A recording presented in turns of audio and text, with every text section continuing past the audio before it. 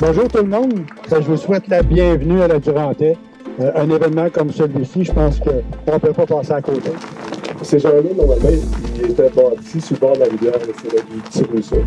L'idée était d'avoir de l'eau pour boire, mais pour aussi nourrir, alimenter les animaux.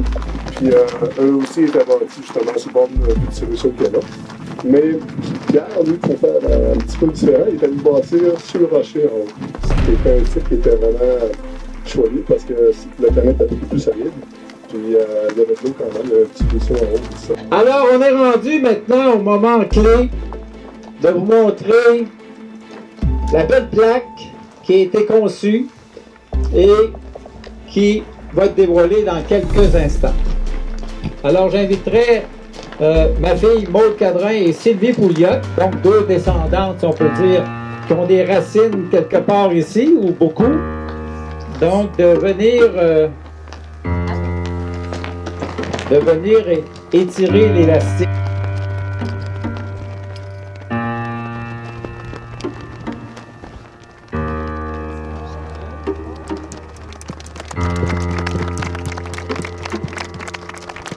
Le cimetière des rebelles de Saint-Michel entre 1781 et 1880.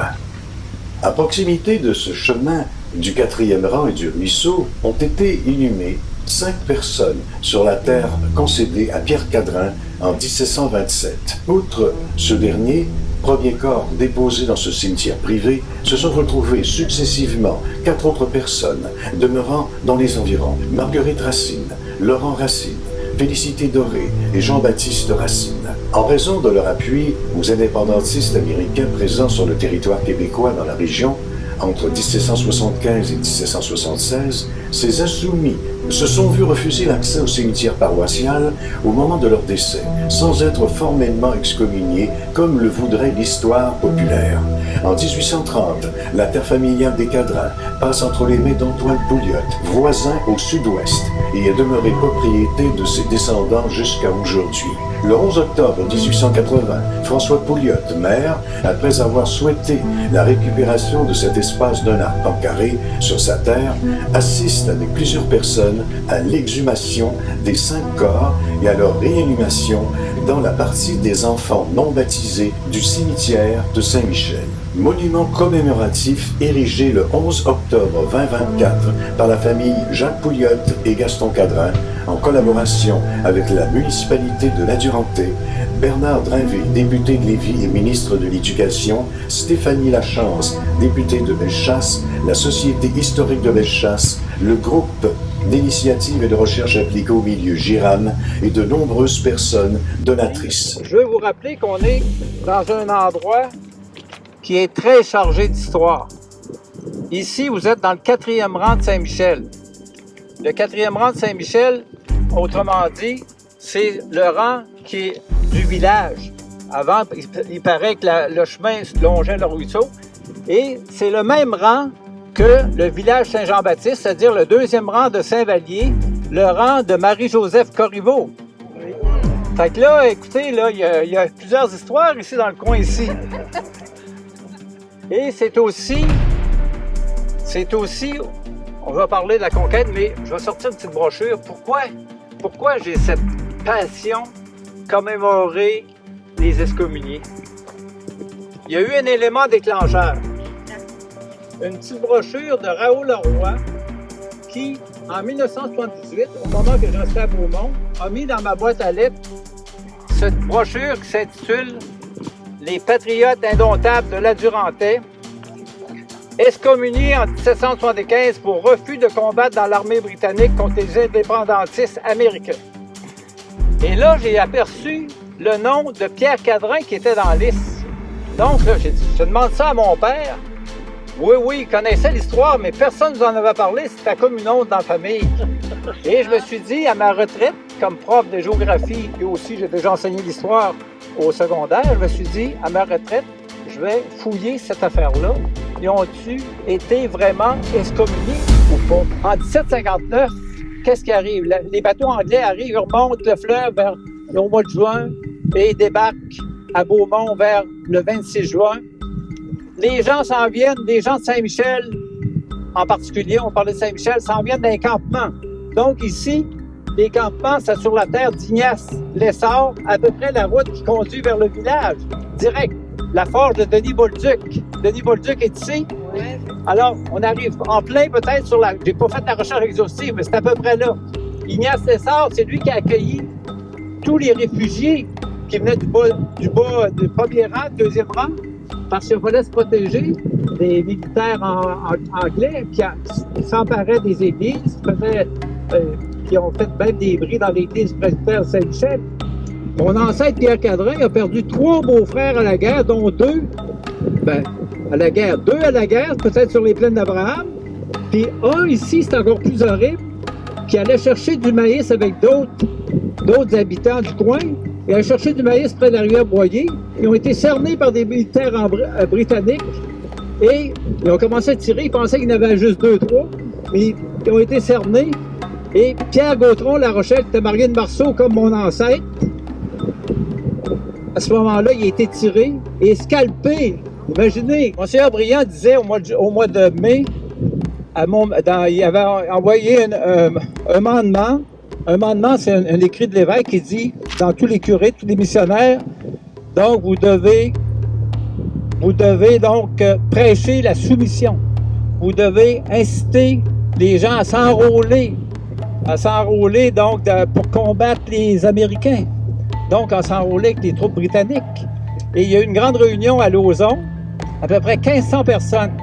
Et là, les deux seigneurs, Caldwell et Tachereau, voulaient justement convaincre les habitants de Saint-Pierre, de Saint-Michel et d'ailleurs, d'embarquer pour combattre justement les Américains.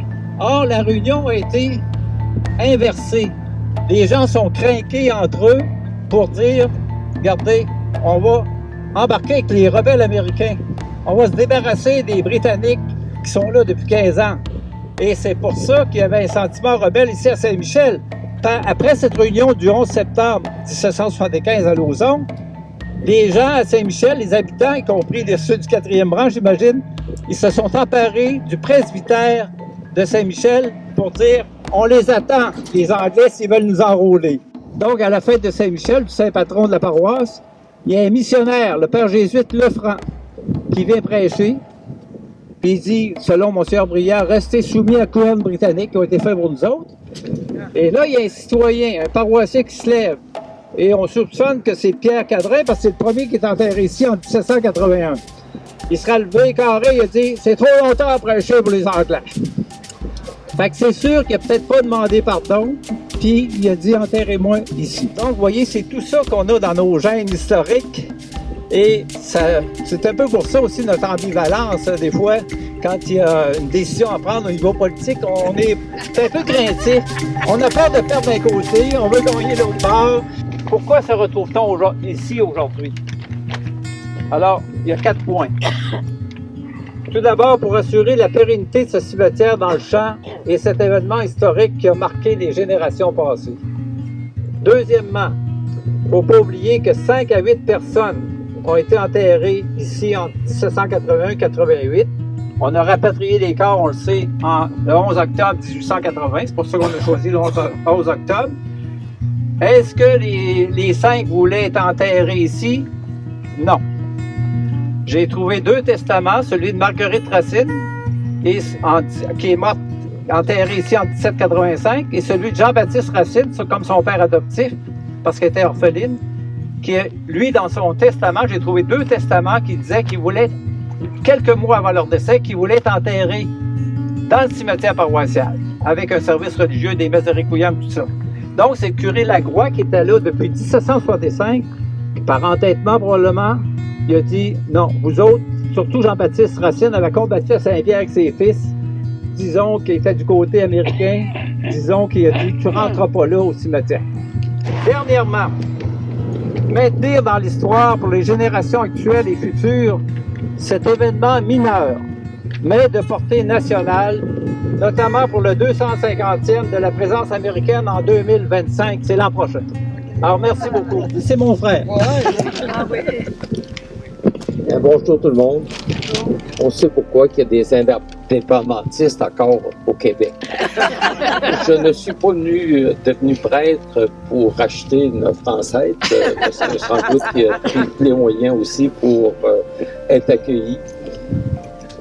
Bravo aux Giram, bravo aux artisans et artisanes de cette belle pierre souvenir. Je pense que ça vaut réellement la peine de marquer ce courage qu'ont eu nos ancêtres. Mais c'est important de reconnaître les personnes qui sont passées avant nous et qui ont laissé un héritage dont on profite chacun et chacune de nous. À nous de continuer de défendre des bonnes causes, de défendre des valeurs qui demeurent.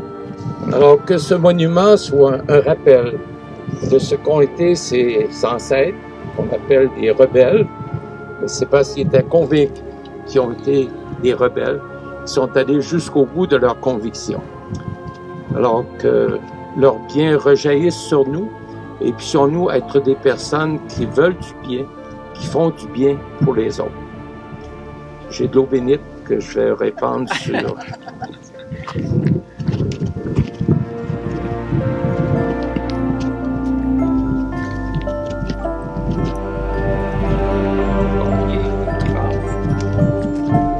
Alors, bonne chance tout le monde. Merci à M. Foucault. Alors, la Société historique de Bellechasse est heureuse d'avoir été partenaire de la commémoration des excommuniés de Saint-Michel. La Société remercie le Giram d'honorer ces citoyens qui ont refusé de se soumettre aux autorités britanniques à la demande du clergé durant la Révolution américaine. Un remerciement tout spécial à Gaston Cadrin, dont les recherches ont permis la rédaction du livre Les excommuniés de Saint-Michel au XVIIIe siècle. Ce livre permet de mettre en lumière à la fois ce drame, la sépulture ignoble des infâmes, comme le décrivait Louis Fréchette, et la volonté héroïque de ces 5 personnes à défier le clergé et les Anglais. Il a été déjà président de l'Association des racines d'Amérique du Nord. Je ne sais pas s'il y a encore un poste comme ça, il va vous le dire. Merci Gaston. Je suis fier d'être ici avec vous, d'autant que Jean-Baptiste Racine d'Inoyer, j'en descends. Il y a eu au moins 45 citoyens de la Côte-du-Sud qui se sont enrôlés dans les troupes américaines. Il y a ceux qui ont appuyé les Américains ici, Jean-Baptiste Racine, mais il y en a même qui sont allés plus loin, se sont enrôlés dans l'armée américaine et qui ont combattu toute la guerre d'indépendance jusqu'à Yorktown. Ce qui est important de se souvenir aujourd'hui, c'est le geste. C'est sûr que si les Américains avaient gagné, où en serait-on aujourd'hui? Personne ne le sait, il n'y a aucun historien qui peut le dire. 13 ans après la conquête, les gens étaient restés debout. Ils n'ont pas gagné, comme ça arrive souvent. Travailler pour nos rêves de liberté, on peut s'endormir en paix, que ce soit dans un champ ou dans un cimetière. Merci, Pierre-Paul, président du Giram. Madame Desbiens, Caroline Desbiens, qui est députée, c'est tellement long, Beauport, l'île d'Orléans, Charlevoix. Merci Gaston, merci. Je ne reprendrai pas toutes les salutations, les mots riches de sens qui ont été évoqués aujourd'hui. Je vais seulement lever mon chapeau. Porte son âge, sa pierre et ses outils pour bâtir son village, sa ville et son pays. Mais lorsque le hasard se met sur cette route, sans demander à Dieu, si j'étais dans cela, je découvre mon front devant cette ombre-là.